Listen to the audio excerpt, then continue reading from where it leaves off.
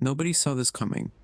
Once again, I'm bringing you the reactions and opinions straight from ESPN as Stephen A. and the First Take crew break down Miami, stunning Ohio State in what they called the biggest upset in CFP history. This one shook the college football world. If you enjoy these real reactions, make sure to like the video and subscribe to the channel. Touchdown Miami! 14-0 Miami, the largest deficit Ohio State has faced all season. Buckeyes are rolling here in this second half. We got a ball game in Arlington. 3rd down and 4. Beck's gonna throw, and Daniels has the first down. It's 1st and goal for the Hurricanes. Brown into the end zone. Touchdown Miami! The Buckeyes' reign is over. There will be a new champion. Miami advances to the semifinal. Their biggest win in 23 years. Good morning and Happy New Year. Welcome to 2026 and welcome to First Take. Courtney Cronin here with Brian Clark and Harry Douglas. Mike Tannenbaum will be joining us in just a moment. Did you guys stay up for ball drop last night? Oh, yeah, me, my 6-year-old, my 9-year-old, and my wife. Woo. Air horns. Yo, we're deep, huh? Oh, man. Air horns You in the hotel were asleep room by at 10 o'clock, 12. yeah? I made it until 12, but I was asleep at 12:01. I was going to sleep as the ball dropped. I didn't even know it did. Thank God, though, we made it. You know the best thing that we did, 2026. though? As soon as 12 o'clock hit, they made the noise, the whole 9, but we said a family prayer to bring in New Year.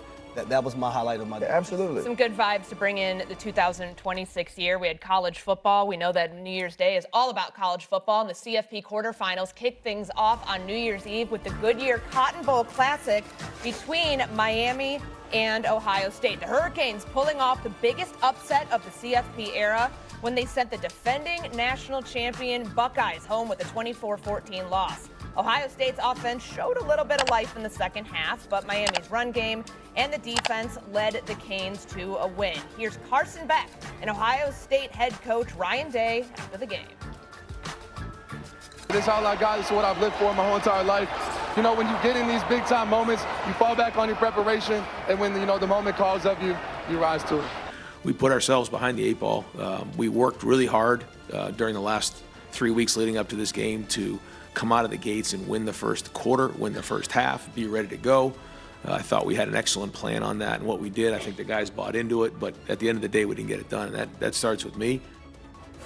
The part I hear from Ryan Day the most, RC, is we spent the last 3 weeks preparing for this game. This is a team that came out flat. It was 14-0 in no time. And that pick six, which happens in the second quarter, was the back-breaking interception, the back-breaking play they could not recover from. So do you walk away today more impressed by Miami in the way they pulled that off or disappointed by Ohio State? I'm more impressed with Miami. Miami is this year's college football playoff Ohio State. Okay. The U is back. If you play for Miami, you look to the sideline, and it's not people that we theoretically call Hall of Famers. It's real Hall of Famers on the sideline. Michael Irvin reliving the White House Mike days. Ray Lewis on the sideline pacing up and down. Andre Johnson, Edgerrin James. And when Keontae Scott gets that interception and it's the pick six, you can't tell me you're not thinking of Antrell Roll and Sean Taylor. Right, when Jacoby Thomas finishes the game with an interception, you can't tell me you're not thinking of Ed Reed finishing the game with an interception. Right, when they're running the football, when Fletcher is getting down the field, when you're a 4-minute game and you're pounding the rock, you can't tell me you ain't thinking about Frank Gore and Edgerrin James. And then the only player that shows up for Ohio State is actually from South Florida. So if you are Miami right now, you are thinking to yourself, the U is back. We are the same team that we always said we were, whether it was back in the day with Warren Sapp and those guys, or when it was Ray Lewis, or when it was Ed Reed and Sean Taylor, Jeremy Shockey.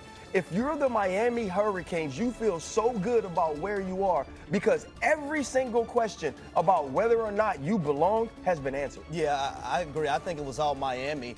It was the physicality of Miami that was on display last night. We seen it in the first college football playoff game when they went to Texas A&M. On the road, it was the physicality there with that defense with Rumi Bain and Hakeem Messador as defensive ends, and also Fletcher at the running back position. They rushed the football effectively in that first game, and then last night they brought the fight to Ohio State. Ohio State they were more receiving everything versus giving everything. And you see Michael Irvin on this screen over here with this belt in his hand. That's exactly what happened when you looked at the Miami Hurricanes, but it all starts with their head coach.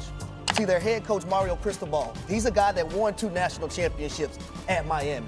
He understands more than anybody what the U is when you talk about the U is back. Mario Cristobal is a guy that was an offensive lineman, so he understands the trenches. He did it when he was at Alabama as an assistant coach. When he was the head coach at Oregon, it was all about the trenches. But he had this recruiting class that Reuben Bain Jr. was a part of, right, that changed the trajectory of Miami football to being back to where they were in the 90s, in the early 2000s when they were winning national championships. But for me, when I look at Ohio State, I don't think it was a fluke what we seen last night. I don't think it's just, hey, you know, they had 25 days off, because if you go back to that Big Ten championship game, they got whooped just like that versus Indiana.